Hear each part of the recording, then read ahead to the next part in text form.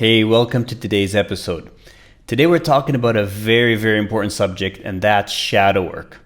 So namely, what is the shadow and how do you do shadow work? And it's a question that comes from Janie, and she says, she hears a lot about people talking about shadow work and this and this and that, but no one actually tells you, or very few people actually tell you, how do you do it? So that's what today's episode's all about. And let's start by defining what the shadow is. And so the shadow is a term that was coined by the great psychologist Carl Jung. And really what it means in very simple terms is every aspect of ourselves that we push down, that we repress, and that we really don't want to see. And that's why it's kind of termed the shadow, right? It's those things that we push down into our subconscious mind and we reject.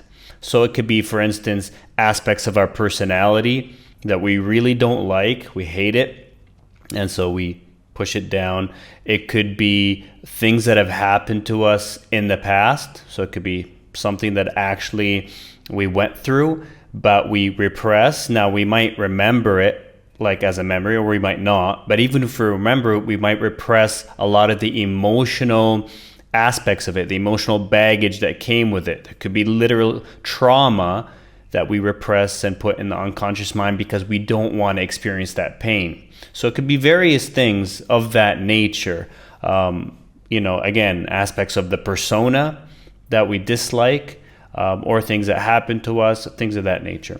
Okay, and usually it's from childhood that the shadow forms. We try to comply with society. We try to, win over the love of our parents, of our teachers, of our friends, or whatever. And anything that we deem that I guess would create judgment from the outside, we tend to push down, repress in the subconscious mind, and that becomes our shadow.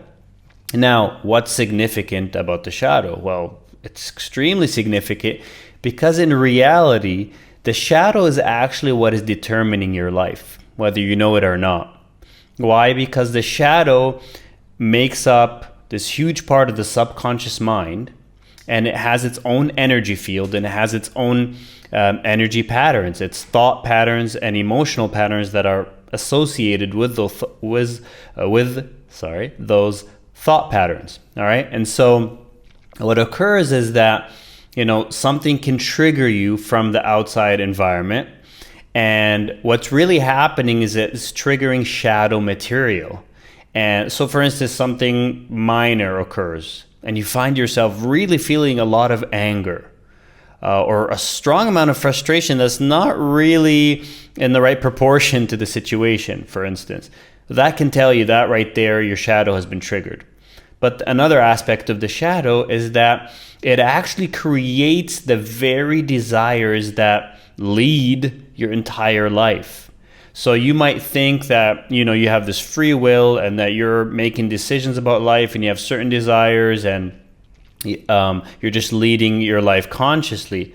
But unless you've done a lot of shadow work and you're aware of the shadow, for the most part, and this is still, unfortunately, the majority of humanity, for the most part, it's actually the shadow that's determining your desires, which then determine your decisions, which then determine your actions, and essentially your whole life. And so, for instance, if you have a deep sense of, let's say, unworthiness, all right? So what occurs is that you then have a desire, some kind of desire that's projected outwards that you think will fill your sense of unworthiness up. You think it'll make you worthy, all right? And so it could be, let's say, career-wise. It could be you want to make a huge amount of money because subconsciously you feel that will make you feel worthy. Now, you won't really, unless, again, you've done a lot of shadow work to really dig this up, you won't really understand where this desire is coming from. You might think, well, of course, I just want to make a lot of money, and just because making a lot of money will make me comfortable. And there's nothing wrong with that part per se. It's just that there could be a lot more underneath that seemingly normal, basic human desire for survival or for comfort, all right? And it can cause a lot of unhappiness, and it can cause you to go out and think that your fulfillment will come from making a lot of money. And I actually experienced this very personally. I mean, a large part of my earlier part of life was centered around this. I did have a deep sense of unworthiness, and it doesn't matter where it comes from. It's just the fact that it's there. And I felt that if I were to become super successful, make a lot of money, that unworthiness would be kind of filled up. Now, part of me knew that ultimately it would not make me fulfilled. And another part of me kind of sensed why I was doing it.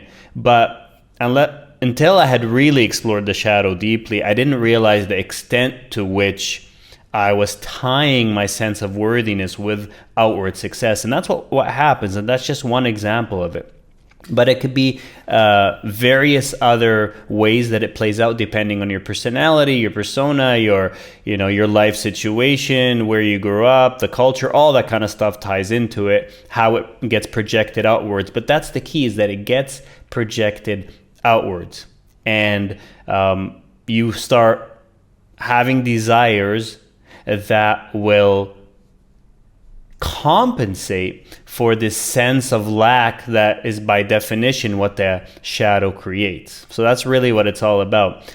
And if you haven't done shadow work, I'll give you straight up here a method that will tell you where the key aspects of your shadow lies, and that's in your judgments.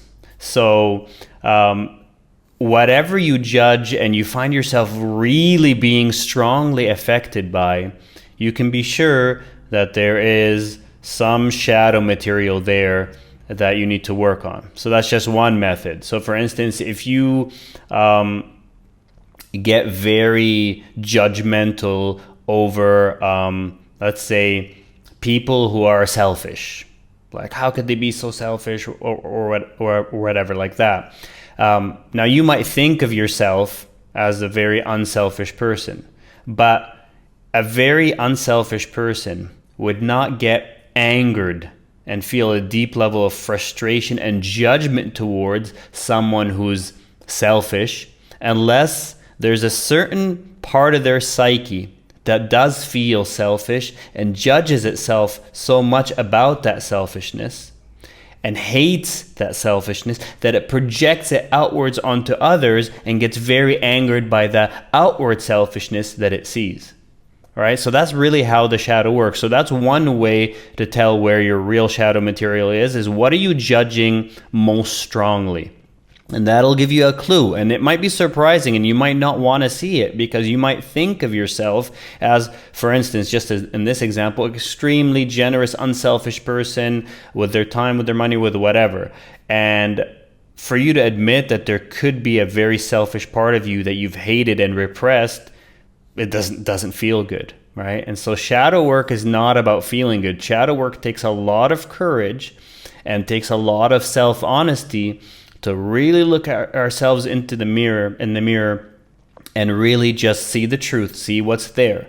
Now, ultimately, as I'll hopefully it arises for me to say this later, because I don't really know exactly what I'm going to say. It's just kind of going with the flow here, but is that it's not really you, okay? It's actually just mind patterns, just emotional patterns, just repressed material. It's energy patterns, really, that are stuck in the body, in the subconscious mind, but also in actually literally in the body.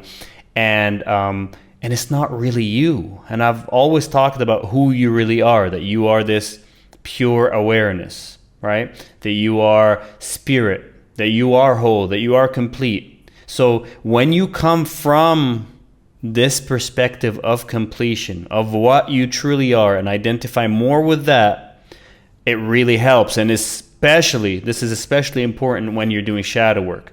Because if you start doing shadow work and exploring the shadow, and you're really identified with the shadow, you think this is you, you can get even more judgmental, right? You can get even more down in yourself and start feeling like, oh my God, I'm such a crappy person. Well, let me just tell you from now, there isn't a single human being on earth, unless they're already, fully liberated from their shadow and they're, what someone would call an enlightened being. There's not a single person on earth that if they were to really look inside, they wouldn't cringe and say, oh my God, I would hope that no one would ever find out who I truly am at the deepest level. We all have this fear. We all have so many neuroses and insecurities and things we hate about ourselves that we bury down, and we say, I hope no one ever finds this out. Because if someone really were to know who or what I truly am, no one would love me. That's the secret fear. That's why the shadow is there. We learned this early on in childhood because, everyone around us, for the most part, unless we were extremely lucky to have a very, conscious individual in our upbringing, which is rare. It's becoming more and more common these days, but it was rare for, the older generation. If you're in your 30s, 40s, 50s or more, it was more rare.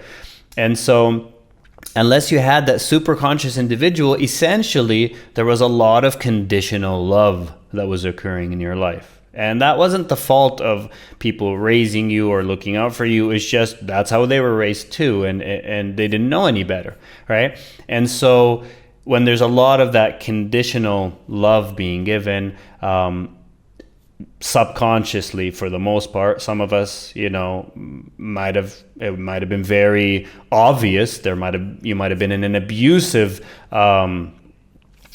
relationships or abusive upbringing and so forth. But even if you weren't, even if it seemed great, even if your childhood seemed very healthy, there was a lot of this going on subtly in the background. And so that's what creates a shadow. And so it takes a lot of courage to face it, but it takes a certain perspective that you zoom outwards. The other stuff that I teach is that you take the perspective of spirit, of consciousness, and you look at the human being and you realize that's just a small aspect of you. That's not who and what you truly are. And from that perspective, you can face your shadow material. Believe me, no matter what it is, you can face it because you won't identify with it. You won't cringe and feel like, oh my God, look at me. In fact, the true purpose of shadow work is actually to love all of that. Is actually to accept it and to be open to it. And that's what transmutes or heals it. Which actually brings me to my next point of, what is shadow work? Well, that's what shadow work is. Once you understand what the shadow is, and hopefully you do now, the more I've talked about it, and you start to explore your shadow by looking at your judgments of, what you hate. You can start outwardly and then turn inwards. But a lot of us, you don't even have to necessarily start outwards and seeing your judgment. That'll show you the hidden parts that you weren't even aware of. But a lot of us have, a lot of stuff we don't like about ourselves that are pretty obvious. And of course, there's a lot of content around that in the subconscious mind. It could be, again, parts of our persona or things that happen to us. So we all have more than enough material to work with, to start doing shadow work. All right. And so once you've chosen some key thing that you want to work on, aspect of the shadow, then you have to understand what the purpose of shadow work is. And then I'll teach you a couple methods that are very powerful. So the purpose, again, of shadow work is really not to get rid of that aspect of yourself that you don't like. All right. This is very clear. You have to be very clear on this point. All right. It's not to get rid of it, because if you want to get rid of something, by definition, you're rejecting it, that's what created the shadow in the first place. So there's no way it can heal with that same intention, with that same purpose, right? It has to be something different. And the only thing that's different than resistance or hate, obviously, is love. It has to be about love or acceptance. That's what heals the shadow. So if you think of the shadow as this scared little child inside instead of this big bad monster, that changes things.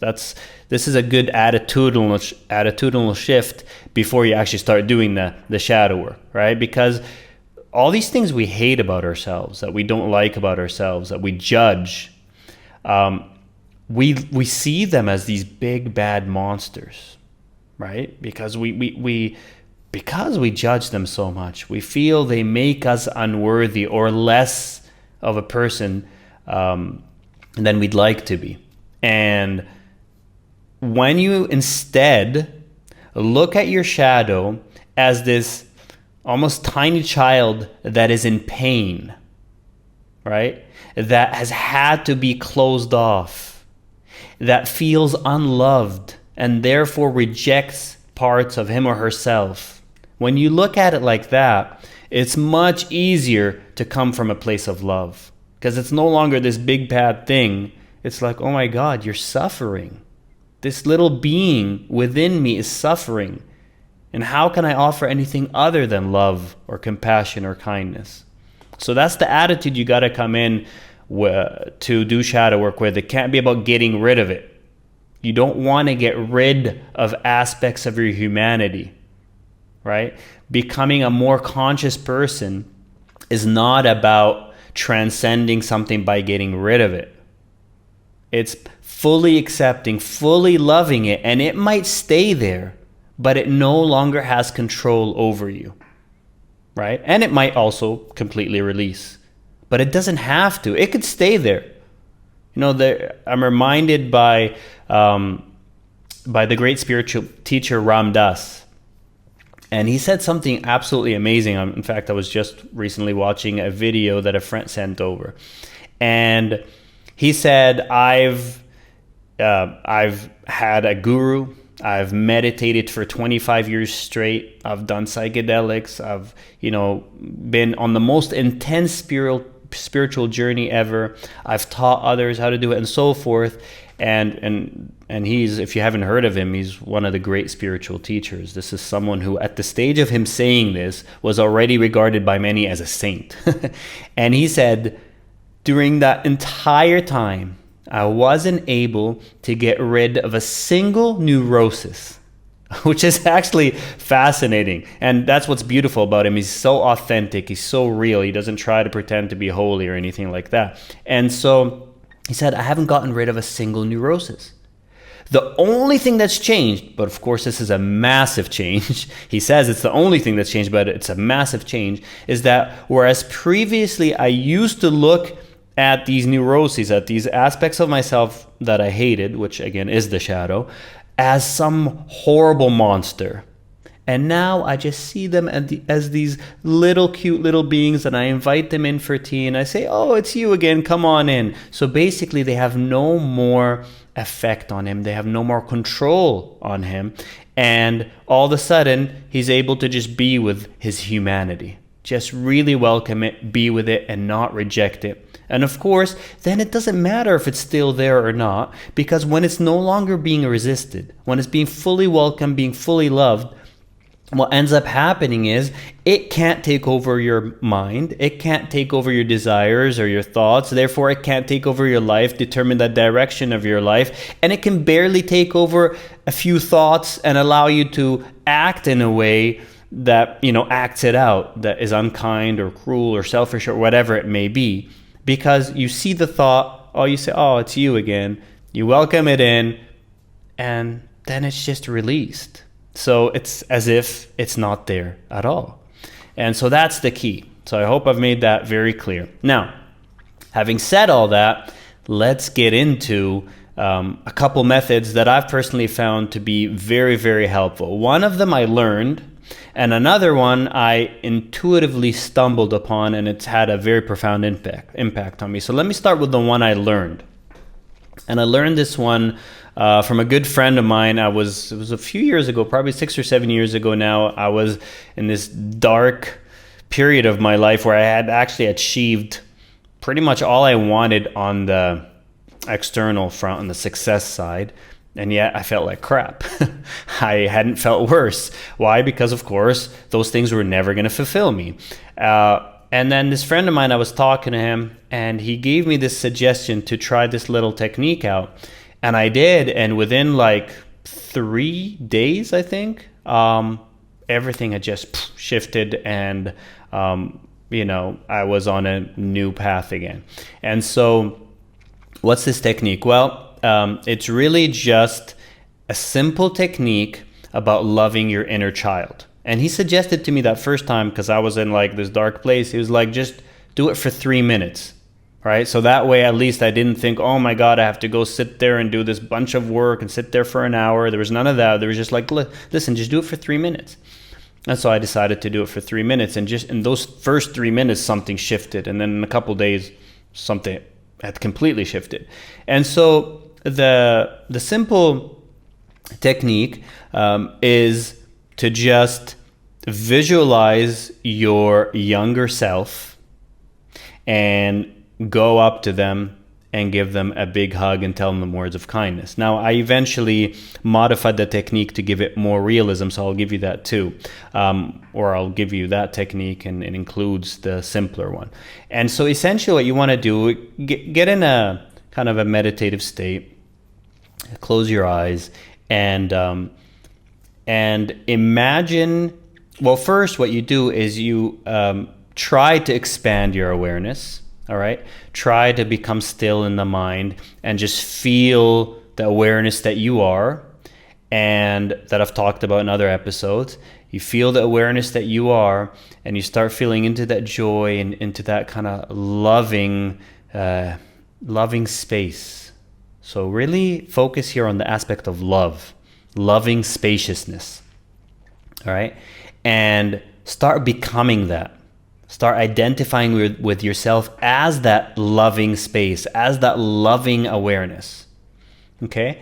And once you feel yourself kind of basking in that love as that love, think back to a time in your childhood, preferably anywhere between the ages of, I would say 3 and 7, but it could even be a little later if that was a difficult period for you.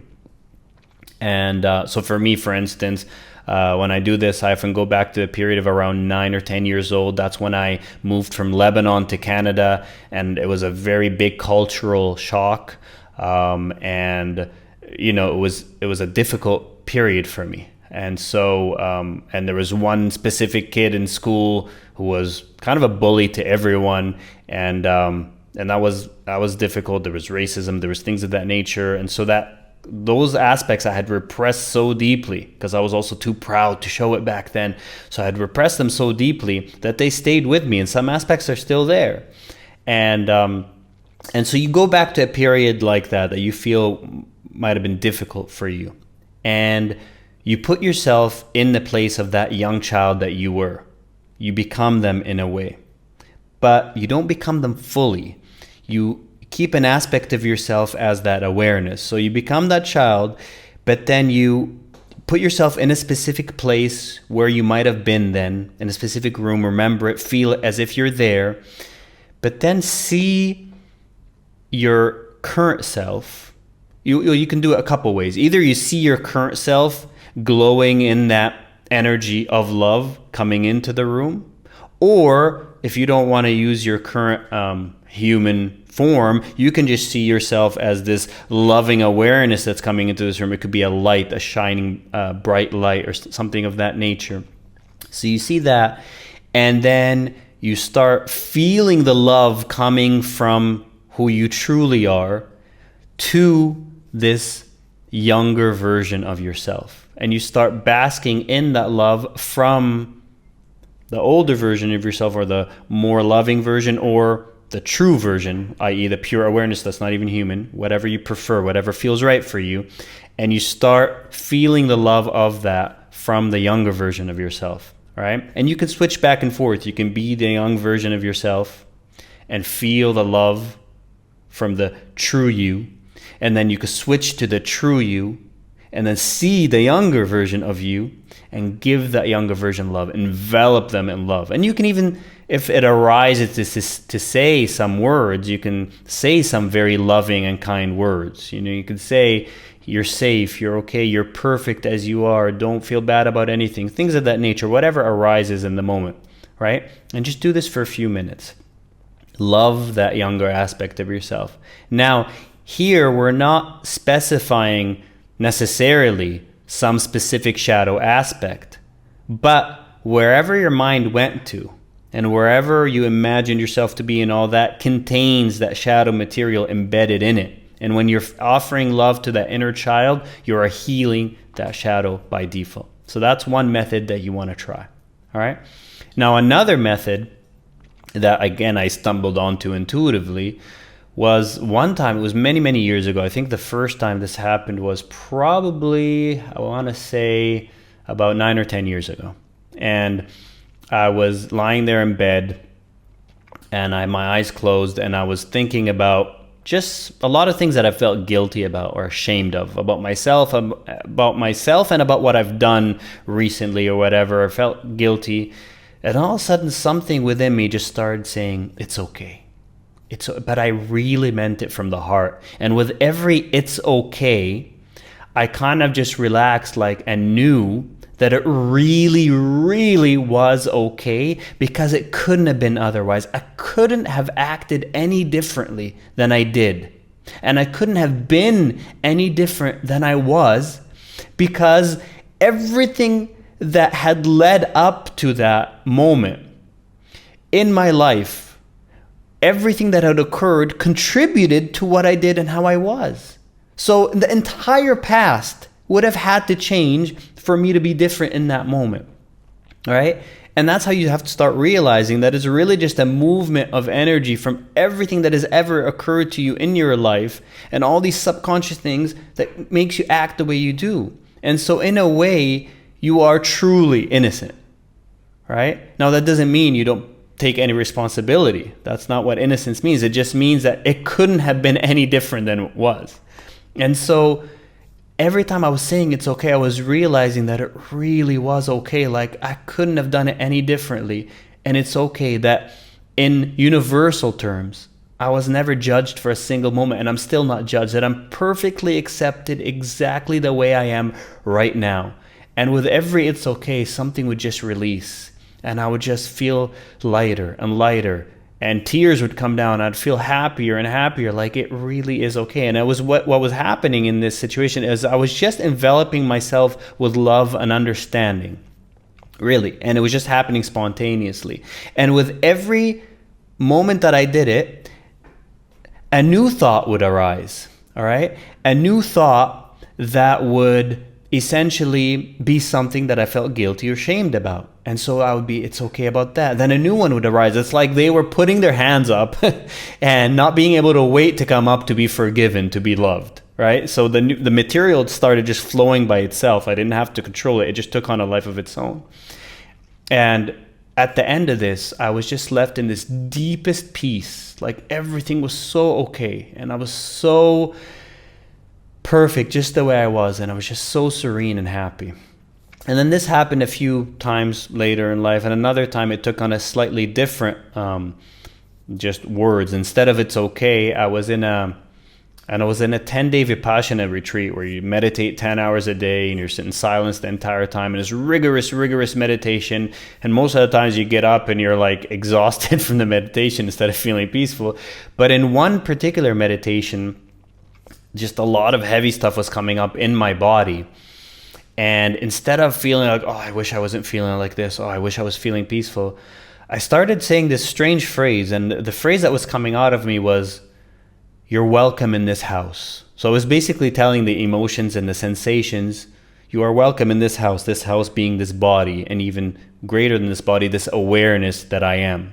And I was just saying, you are welcome in this house, and really not just saying it's okay, but literally fully embracing, like, come in, you're so welcome here. No matter what you are, no matter how much I judge you, no matter how much I wish you weren't here, come in, I love you, come in, you're welcome here. You are perfect. Even you have a right to exist. Even you, selfishness, have a right to exist. Even you, cruelty, have a right to exist. Why? Because you do. I don't know what the secret of this universe is, but you do. And underneath you, of course, I know there's pain. And underneath you, I know there's hurt, and that's why you exist. So how could I say you don't have a right to exist? You're just a consequence, a natural outcome of a deeper underlying hurt. So I just kept welcoming everything. You're welcome into this house. I don't know how long it was, maybe 20, 30 minutes. And then suddenly something just went poof, and waves of the deepest peace took over my body. And it literally was as if my body had become water, and it was just waves of peace, just everything just melted into that peace.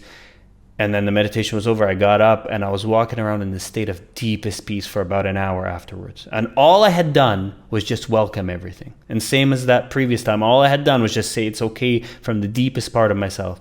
And what I was really doing was healing the shadow. It was healing these stuck energies, which is all the shadow really is. On a mental level, you can think of it as subconscious material, but on a physical level, it's literally just energy that's lodged in the cells of your body still, that is blocked, and you're just releasing it. That's all that's happening. And the only way you can release it is by fully welcoming it. And so that's what I did. And that's another beautiful technique, and it's one that I am kind of recently been re-inspired to do now more consistently. Those few times happened kind of spontaneously, but now it's a daily practice where I sit down. And some meditations, I'm just meditating as the pure awareness and deepening into it. And other meditations is specifically for shadow work, specifically to just allow whatever thoughts about myself, whether current or past, to come up. Anything I dislike about myself, I judge, I feel ashamed about, allow it to come up and love it. It's okay. Sometimes words come up to remind, me, to remind the mind that it really is okay, that it can't be otherwise, that it's perfect as it is, no matter how horrific it seems, that everything that's happening, including what's arising in you internally in this moment, no matter how negative the emotions seem, is exactly what's meant to be arising. It can't be any other way, right? All of it just releasing with it's okay, with every embrace, with every, just a relaxation. Right? Sometimes words come up, and sometimes just it comes, whatever thought about yourself comes up, shadow material, and you just relax into it. You just kind of relax into it. Sometimes you can embrace it. Embracing can become willful if you're not careful. Don't try to embrace. Just kind of let it be this relaxed, effortless, like allowing it to be, which is what an embrace really is. And that heals the shadow. And so please try these different techniques out and see what resonates most with you. The most important thing is to make it a daily, consistent practice, right? Try healing the inner child, your former young self. Try just being with the it's okay or welcome to this house or whatever words come up for you. But it's really the feeling that matters, the relaxation, the opening up and relaxing into it that matters.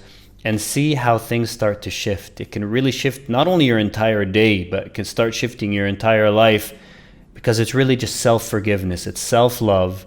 And the more this happens, the less slowly you start being judgmental of people outside. Why? And situations, because there's nothing, or there's less and less in you that would cause you to reject what that is and project it outwards and then judge what's outside. All right. And so you become even kinder and more loving by default. So it's just a beautiful, beautiful practice. That's shadow work in a nutshell. And I hope you try these, and I hope you find great benefit from them. Thank you so much.